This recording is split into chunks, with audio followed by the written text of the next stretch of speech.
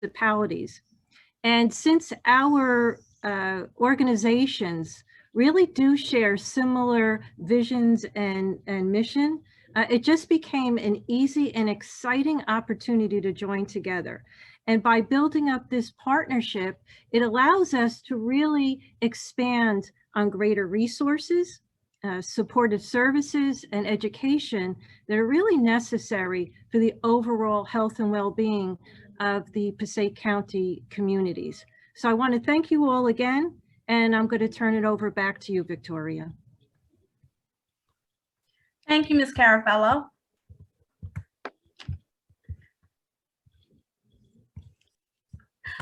I'm sorry, 1 minute.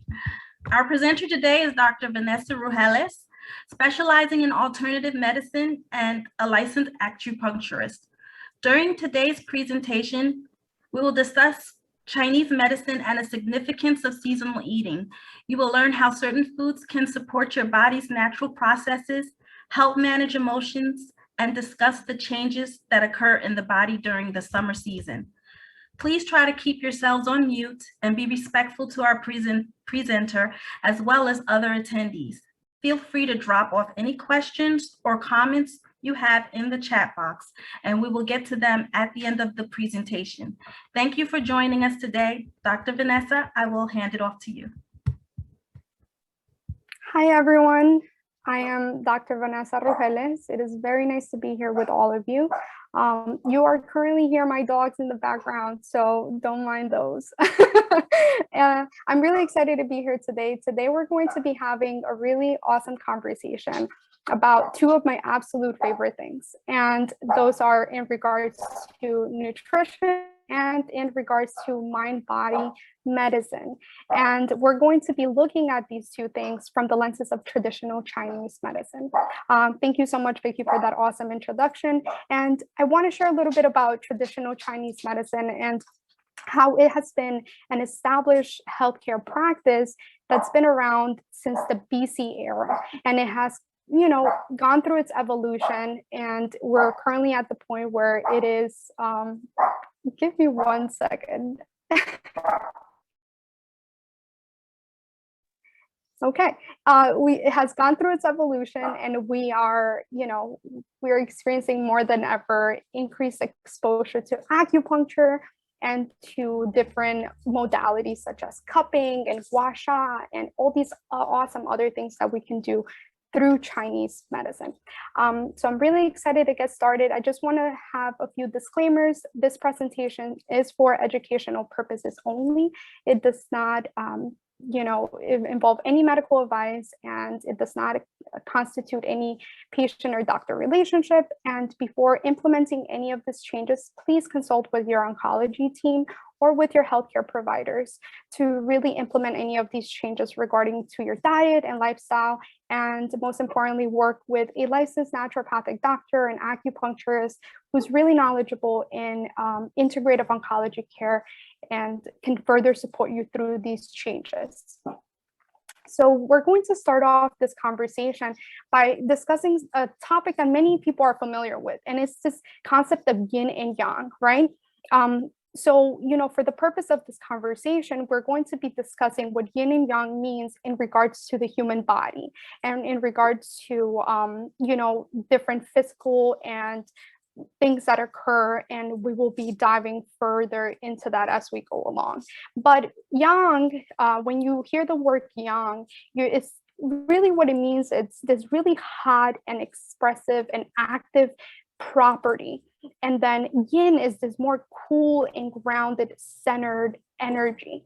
So as per traditional Chinese medicine, we have this really nice balance of both yin and yang. As you can see in the image, one flows into the next because we have this ongoing balance of hot and cold and expressive but grounded energy, or active and centered energy.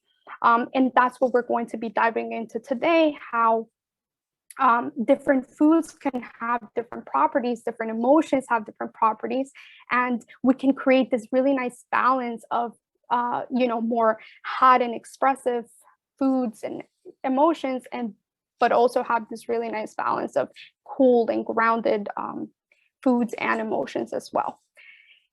And, you know, to further go into it, it's not yin and yang, there is a balance in the body, and it's not a matter of like what is good and bad. It's more so of like really containing space for both more like expressive energy, more expansive, more hot energy, but then also creating this really nice balance with like more cooling and grounding energy.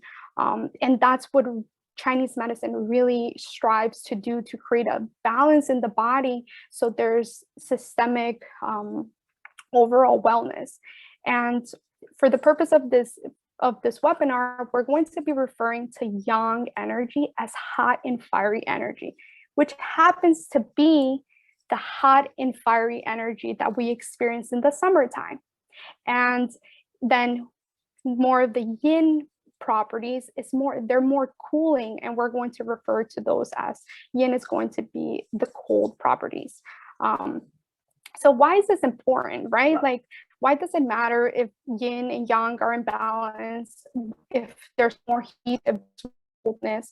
And the answer to that question is that, you know, in Chinese medicine, pathology and an imbalance in the body can arise from these having excess yang or excess heat, and or having, you know, less of that cooling property. And that's what we're going to be focusing on in today's presentation. So when you have really nice balanced yang, which we're experiencing in this, you know, season of summer, is we typically experience more energy, really awesome, robust digestion, you know, smooth metabolism. Emotion-wise, we're more joyful, we're more generous, we're more affectionate, we're more social. We want those intimate connections with people. So, you know, it's more of this light and bright, vibrant energy. But then when we have an imbalance of yang, that's when we start seeing some of these physical symptoms arise that are more in relationship to that really hot and dry property. And then that's when we start seeing more of the anxiety rise and mental and physical agitation, as well as, you know, stress and anger taking over the body. And then we also get that really interesting sensation of being very energetic and wired, but then also very tired and drained. Then also sleep issues can arise. And super interesting enough, an imbalanced yang, it causes things to transform really quickly in the body, and it causes things to go out of control, right? And what this means in regards to our conversation today, you know, as you're familiar with, cancerous processes occur as a result of cells becoming irregulated and going haywire and out of control. So that is a really important correlation that we're making here. So, you know, we're going to further dive into what occurs as a result of having more of that excess heat, excess yang, and how in the summertime we can really create this really nice balance of decreasing that in the body to create really nice, you know, like a balanced state of wellness. So as you can see in this spectrum here, you're seeing here at the left side, this high yang energy that we're experiencing as a result of being in the summertime. Like, we are in the summertime, we're more social, we want more human connection. And very interesting, the reason why we're so joyful and happy in the summer is because we have excess exposure to the sun. And the sun, what it does is it helps us synthesize vitamin D. And vitamin D is actually involved in the production of serotonin, which is our happy chemical. So there's an actual reasoning behind why we feel more joyful in the summer. And, you know, definitely having that really safe sun exposure is so, so critical. And it will take a whole other conversation to speak about safe sun exposure, but that is the type of energy that we're in right now. This really high yang energy, hot, fiery, you know, very joyful energy. And then as you can see down the spectrum, you can go down this line of experiencing more of those pathological and negative things that could result of imbalanced yang, right? So it's okay for us to stay in this really high yang state, which we're all in because of the season that we're in.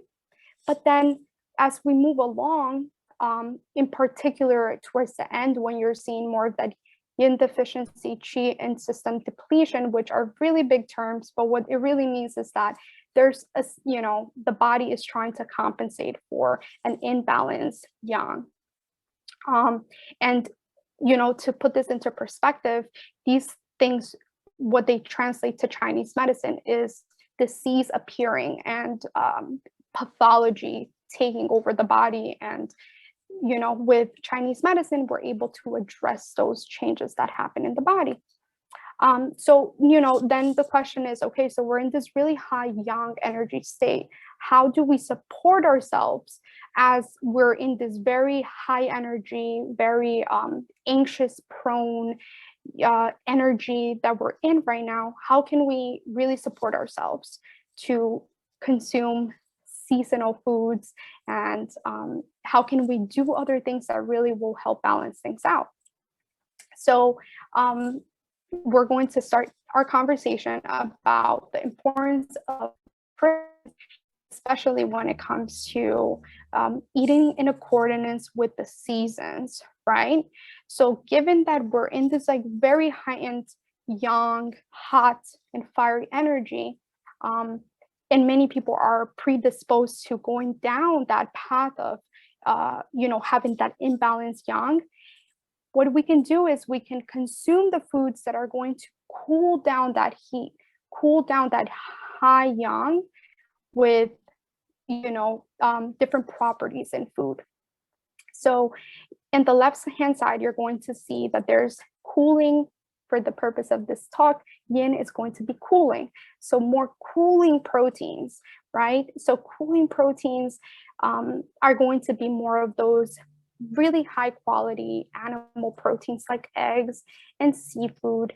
And in regards to plant-based protein, we're looking more so at the highest, the most cooling food is mung beans. And these are very culturally appropriate for the, Asian culture, but it's something that you can easily access in different supermarkets, and they're very tasty and very good. And then also really great qualities of tofu and soybean sprouts. Those are very cooling to really cool down that hot energy that we're experiencing. And then at the bottom, you're going to see that I noted something that are neutral proteins. And in general, the reason why I wanted to add those in there is because even though they don't have very cooling properties, they're just neutral. They're not going to increase that heat in the body. They're not going to make that yang go haywire, but they're going to be more grounding. And they're really awesome, as you can see on the other side of the last column where it says adequate blood sugar regulation, which is super, super important for, while individuals are undergoing conventional cancer therapies, and to really support the body through, eradicating a cancerous process. So I really wanted to add those other proteins that are more grounding, like pea protein and hemp seed proteins and chicken and turkey. Those are really awesome sources, along with those more cooling proteins up at the top. And then, in regards to fruits and veggies, most of these are in season during the summertime, depending on where you are in the United States, right? Some of them are not so in season on the East Coast, but maybe on the West Coast. And, in general, leafy greens have this really robust way to decrease that hot, fiery energy that occurs in the summertime. And cruciferous vegetables as well. And then the rest of those veggies that I labeled below, and then the fruits at the bottom. Now for this, I really wanted to highlight cruciferous vegetables because there's so much research that is backing up the awesome properties that are in these foods to support individuals with cancer diagnosis. as well as at the bottom where it says the neutral berries, the anthocyanidins and the antioxidants that are found in these rich berries. There's a lot of research that's also supporting, being very helpful to support individuals undergoing a cancer diagnosis and treatment. So super helpful to just note those things. And ultimately what we're trying to do with this is to really prevent that heat from like taking over the body that can become pathological, can actually start causing symptoms in the body. Like we mentioned in that first slide, more so related to like that high energy, but like feeling really tired and like anxious mind, racy thoughts, the insomnia piece and the sleep difficulties and the imbalance regulation happens when that heat overtakes the body. So by anchoring that yang that can, really be overpowering, by using these foods, we're supporting the body in its natural rhythms, right? And then we're also nourishing the yin, which is really awesome to just cool the body and to feel more grounded and centered, right? And ultimately what this does, if we talk about it in the terms of more like Western medicine, it's more so like, we're connecting Western and Eastern medicine. We're talking about a really nice, smooth blood sugar regulation, right? And like I mentioned before, that is super important when it comes to cancer management and treatment management. So really nice protein intake, really nice, robust sources of veggies and fruits that are in season. That is really going to help support the body in maintaining a really nice balance. Now, don't worry about taking excess notes because you will get notes at the end that is going to highlight all of these things that we're talking about. And, in regards to Chinese medicine, it's super important to note that in Chinese medicine, we don't recommend consumption of cold foods. So even though these foods have cool properties, they're not cold. So they're not like taken right out of the fridge and placed on a plate and you're consuming it right there and then. Because, cold foods prevent the proper absorption of nutrients. So when food is warm and cooked, in particular for those that are, undergoing cancer treatments and supportive therapies, warm cooked foods to really nourish digestion is the most appropriate way. So, some of these foods like leafy greens, you can just take them out and make sure that they're not very cold right out of the fridge, that they're just room temperature and that you're consuming things that are more that have stayed out of the fridge for a long time and they don't contain those very cold properties, because cold stagnates food and it stagnates nutrients and it doesn't allow us to consume them and absorb them in the body. So even though these foods have cool properties, they're not to be consumed cold. And then let's chat a little bit about what the other side of this conversation is, right? So we have more of these yin cooling foods. Now, what are those hot, fiery foods that are not necessarily ideal during the summertime? And those foods really fall under these categories, that foods that are going to aggravate that heat stimulating response in the body. And those are hot and spicy foods. And those are going to really increase that hot yang, as well as sweet foods. Sweet foods like sweet grains and starchier vegetables, they're not necessarily the most appropriate food to eat during the summertime. They can be consumed in other seasons that require that type of energy, right? That require more of that sweetness. But in the summertime, these sweet foods invigorate the yang. Like our bodies were already high energy, we're already very joyful and very energetic and like bright and light. Sweet foods is going to further like aggravate that process and invigorate the yang a little bit more than we want it to. And then alcohol. Alcohol is a really interesting food group, I would say, that invigorates the yang and aggravates the heat in the body. And we're going to dive into a little bit more about how alcohol actually, it aggravates the organ, the Chinese liver. And we're going to talk about organ theory in a second, but pretty much alcohol targets the liver as per Chinese medicine, and also, you know, in Western medicine, like we're going to see that aggravation to the liver, and then the liver actually has a direct effect on the heart. And the heart is the organ that's associated with the summertime.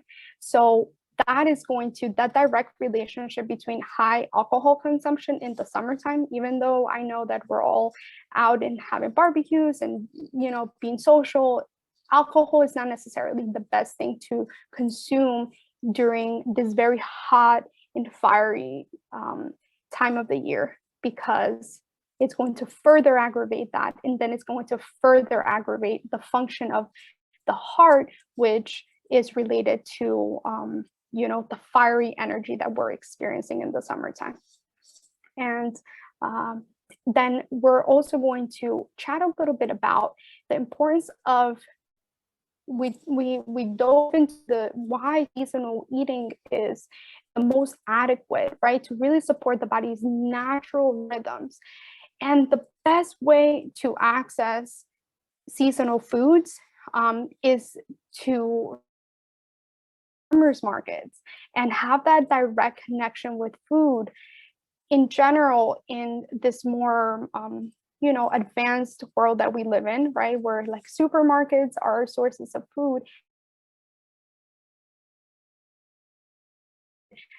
Intimacy with food. And, you know, once you go to a farmer's market,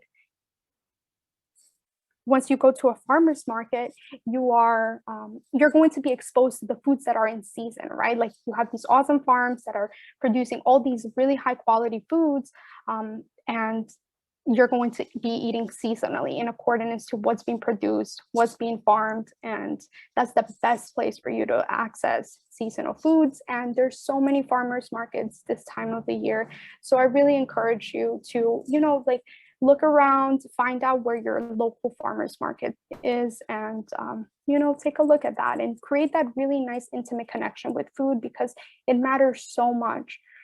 And then let's dive a little bit about, you know, this other piece, which is the quality of food. And I provided here this resource where it's from the Environmental Working Group, and it's the 2021 Dirty Dozen Clean 15 list. And what these are is, it's a list of the foods that are highest in pesticides and the list that is lowest in pesticides. So that really helps in the sense of knowing what foods you should purchase organically, right? Like which foods have excess pesticides, and you really want to stay away from conventionally raised that are going to be not as high in pesticides. And if you were to be able to break down your budget for your food, you don't necessarily have to go the organic route and buy a little bit more affordable non-organic food, right? And in regards to this conversation, toxins, pesticides, herbicides, hormones, antibiotics, all of these things that are added to our food supply actually have really high yang properties. And because they're really invigorating and they're very fast paced, you know, if you can just think of like toxins, right? Like they're very, like, they don't make you feel good, right? Whenever you have like a stomach bug, like the stomach bug that's like releasing toxins in the gut, like they make you feel really, really ill. That's very similar to like the toxins that are found in food. They're very high energy and they're very yang.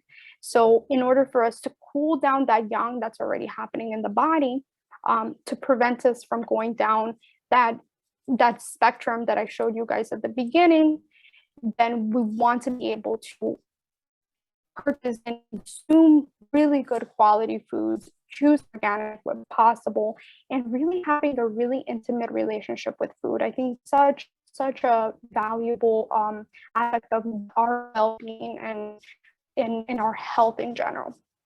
And you will receive this list so you can have it for your personal reference.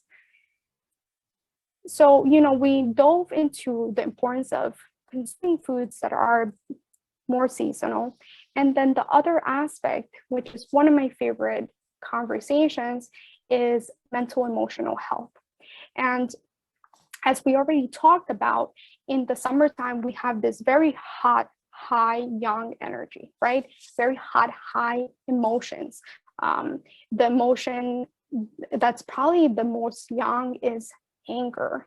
And then we also have anxiety, very young emotions.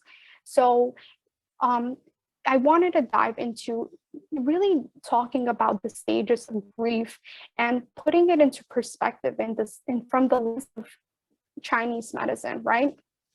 So we know that grief is a very intense and heavy emotion, and so are, and it relates very much with what we're talking about, right? Like the young, hot, fast-paced energy.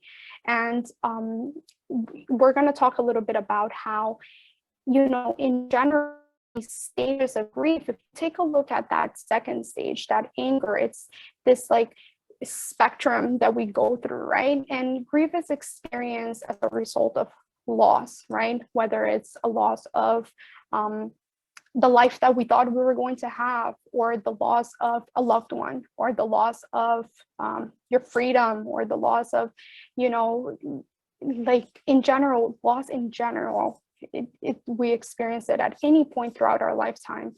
And this spectrum of like dealing through, flowing from denial to acceptance and going through all these phases is a natural process that we go through. And, what the most important thing I wanted to talk about is in regards to the second phase of anger, that really is this very young. We don't want to be stuck in that phase, right? So we don't want to be stuck in that phase where we can just flow. We just ideally want to flow through all of these emotions and really get the support that's necessary to prevent ourselves from becoming overwhelmed by this young emotion. So, very interesting we talked a little bit about how alcohol affects the liver. And the other thing that really affects the liver is anger, right? And anger in Chinese medicine affects the liver, and then the liver goes and affects the heart.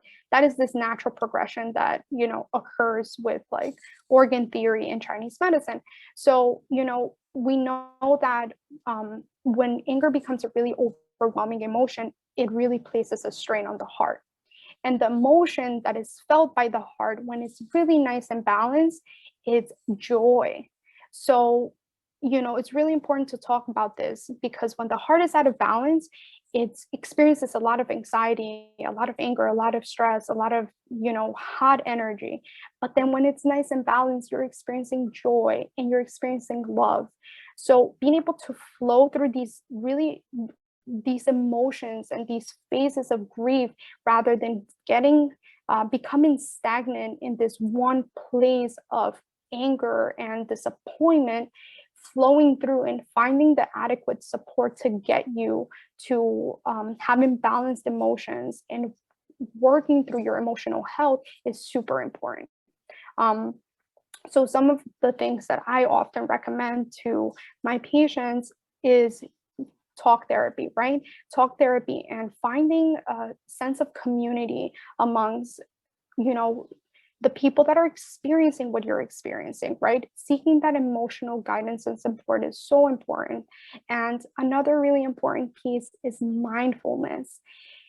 And I love mindfulness because it's a practice that allows us to stay in the moment and to accept life as it is, rather than think about what could have happened in the past, what we could have changed to change the outcome of our health, of a cancer diagnosis, of the loss of a loved one, right? And rather stay in this moment where we're experiencing the now, rather than being in the future and being, overly anxious about what hasn't happened yet. Because mindfulness is going to create this really awesome balance in our emotional health, and then it's also going to create a really nice balance in the way that our Chinese organs are functioning. And that's ideally what we really want, to really have a really nice smooth balance of what we've been talking about, like yin and yang, and the hot and the cold, the more fiery energy with the more cooling, grounded energy. It's all about creating a balance, right? And another piece to this is that the summertime is a really awesome time for outward expression. So releasing that yang, that hot energy from the body is so important. It's such a good time to do it, because when we are not releasing our emotions outward, they're staying inward. And then that's going to, the hot yang energy is going to place a strain on, our emotions, is going to further aggravate anger, is going to further aggravate anxiety, is going to further aggravate that, the heart yang energy that we just want to really cool down, so then we can experience a really nice balanced state of joy and happiness. So, one of the most helpful things that I find to really cultivate this sense of joy and to nourish the heart, that yang, hot, heart loving energy, especially in the summertime, is to bask in the things that make you feel joyful, to do a deep self-evaluation of what are the things that truly, genuinely bring you the most joy in your life. And I like to be able to write down a list of the things that bring me joy. And then what I personally do is I just choose some of those things, and I make sure that I'm making it a priority to experience them throughout my day, right? So it can be as simple as, having playtime with your dogs for 5 minutes. Or for me, it's having the morning to really quiet down my mind, quiet down my thoughts, or enjoying a really nice meal with good friends. Like, it can be something really simple, or it can just be, like watching a really funny TikTok, we don't have to overcomplicate things. It's just about rather choosing those things that bring us happiness and bring us that sense of joy, so we can nourish the heart, rather than thinking, rather than placing our emphasis on the things that we can't control, and the things that are going to further aggravate processes in the body that won't make us healthy. So I really like this activity, and I welcome all of you to be able to do that for your own selves and in your own lives, and see what are those things that really make you feel alive, regardless of that external circumstance. What are those things that really bring joy to your life? So, we really talked about all the things that are really necessary to decrease that really hot, yang, excess energy that we're all experiencing across the board in the summertime, right? And we talked about the importance of food. We talked about cooling yin foods. We talked about quality of food making a difference, right? Reducing exposure to toxins and to really supporting the body's wellness. And then we talked about fostering the sense of joy in our lives and working through those phases of grief to prevent the body from becoming stagnant in that one phase of anger where we can't flow and we can't find joy at the other end of that spectrum. And then seeking support and finding the right guidance to really help you cope through life's really crazy roller coasters, right? And then, another little bonus that I wanted to talk about today, and it's the most yin thing you can possibly do, the most cooling thing you can do, is sleep and sleep regulations, right? Because as you saw, when we have that imbalanced yang, that imbalanced excess heat in the body, we are, our heart is affected, and our heart is the organ that's related to sleep issues.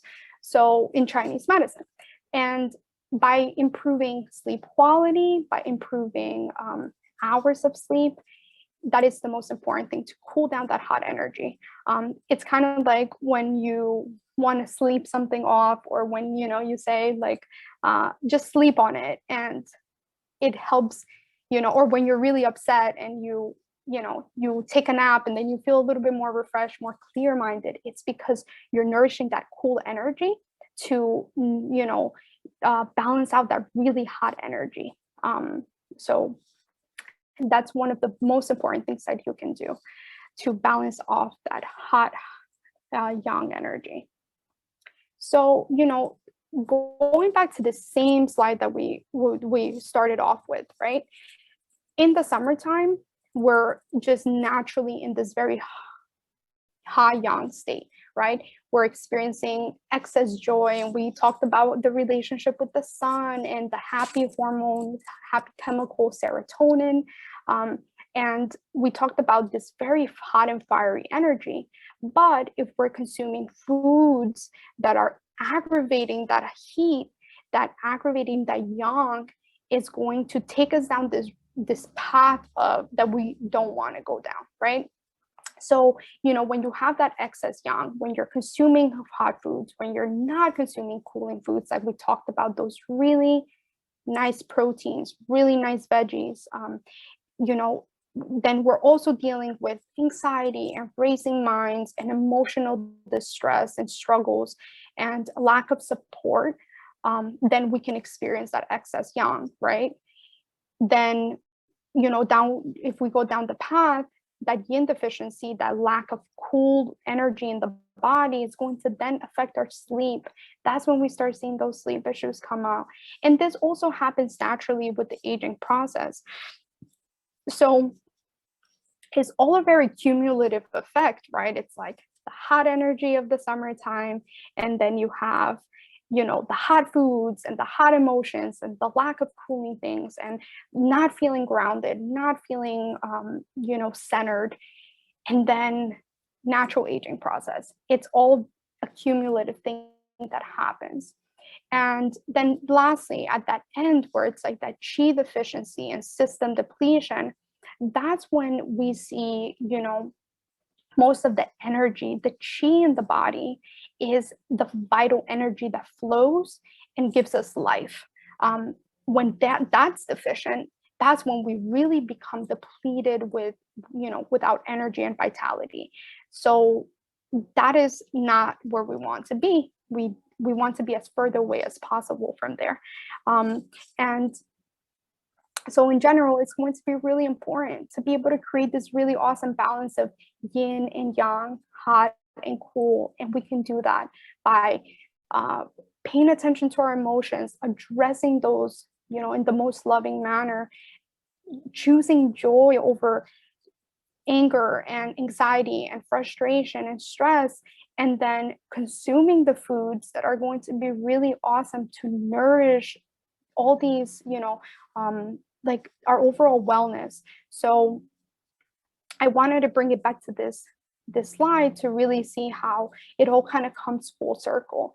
And, one of the things that I really love about Chinese medicine is that at every single point, we can intercede with acupuncture, with Chinese modalities, for those acupuncturists that are licensed in herbal medicine. Herbal medicine can also be integrated in a very responsible manner with a practitioner that's knowledgeable about oncology care and integrative approaches.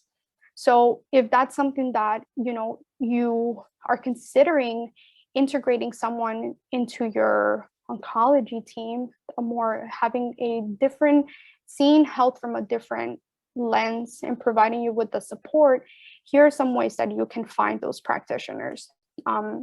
You can find an acupuncturist through the New Jersey Association, and then to work with a naturopathic doctor that's, you know, an expert in clinical nutrition and working with herbal medicine and targeted supplementation and functional testing to really give us more insight of what's going on inside the body.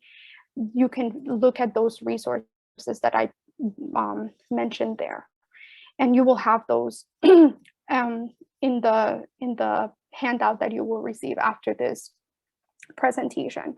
So definitely having a specialized multidisciplinary team as part of your care is it's invaluable.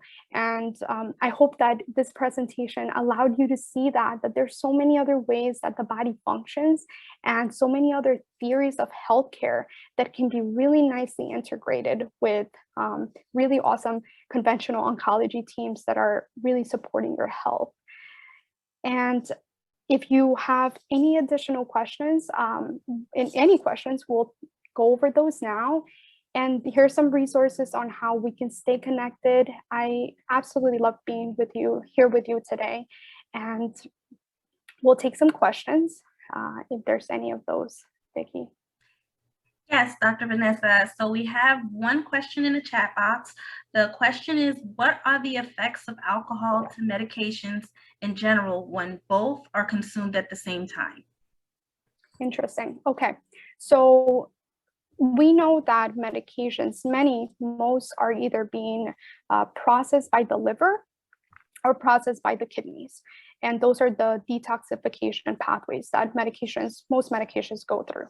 So when we think about consuming alcohol in addition to consuming medications, we're thinking of having a dual effect on the liver in a negative manner. It's like, you know, the liver is already trying to process and detoxify and activate medications so they can be properly absorbed and taken into the body. And then you're hitting it with alcohol, which is also, the body's also going to detoxify naturally. It's going to happen in the liver. So it's like a double whammy of you know, like, it's not the ideal thing that we want to do. That's why it's contraindicated to do it. And then in regards to Chinese medicine, same concept, right? We're overtaxing the liver. And if we think about that emotion that's related to the liver, anger.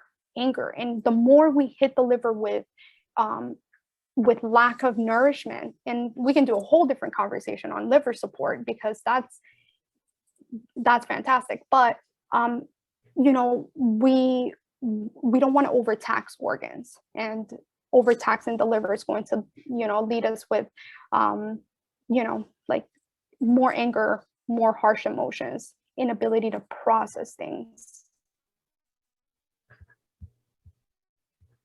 Okay, I have another question here. Could you send us a list of cool foods?